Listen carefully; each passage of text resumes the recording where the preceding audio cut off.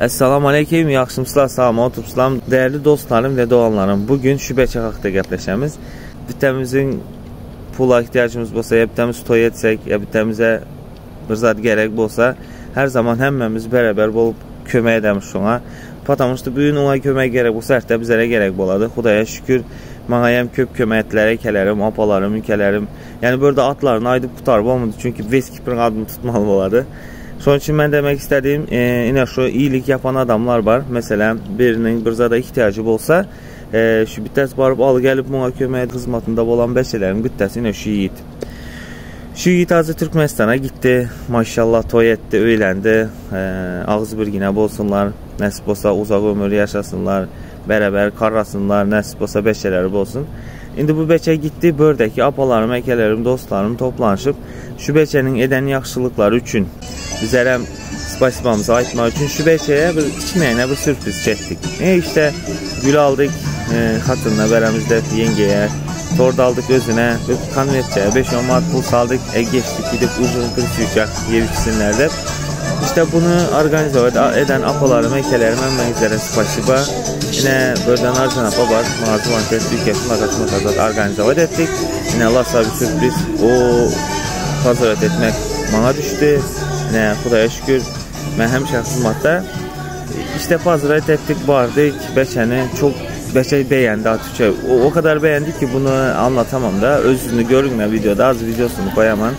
Hem mezlere spasiba, buradan ancaq zadım xahişlərdən, yaxşılıq etməkdən hiç kaçan dönməklər, bir adama kömək edinlər, elinizden geldiği kadar da.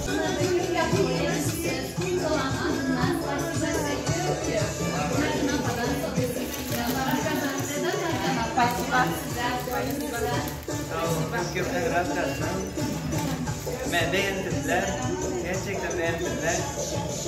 Ben unutmasına eden şöyle salam edip koyamam hemmesine. Gerçekten bu mutluluğu aylık yani ne demek olmaydı da, şimdi tarif edip olmaydı. Çok sağ olunlar. Sürprizimizler için. Çok beğendim ben. Спасибо əmənizlərə. Я пельмень только вниманиедан kaçırmayın, güzel поздравить edənizlər. Çok спасибо. Toyumuza karıştık ya. Doğru yine sürpriz geldi. Toyumuza gelen tek oldu ya adamlar hemen. Sizlərə спасибо. Sağ olunlar, çok. Yine kökten real kasınaydı ama. Şundan sürpriz edip sizler Türkmenlerin grubundaki bütün tanıdıklara, bütün sevdiklerime beni sınıfta format izlet koyup sürprizi verenlere hemmesine sağ olsun aylaman kaynılar kalsın.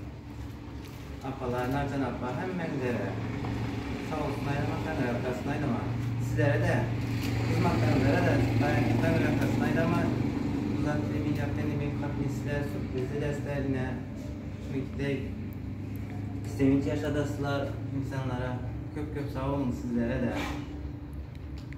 Спасибо əmənizlərə. Bizə vниманиедан qoymayın. Uzaqda bolsanızlaram, yaxındakilər поздравить edənizlərə. Sağ olun işləyib gəlinlər. Sizlərə həm спасибо. Köp.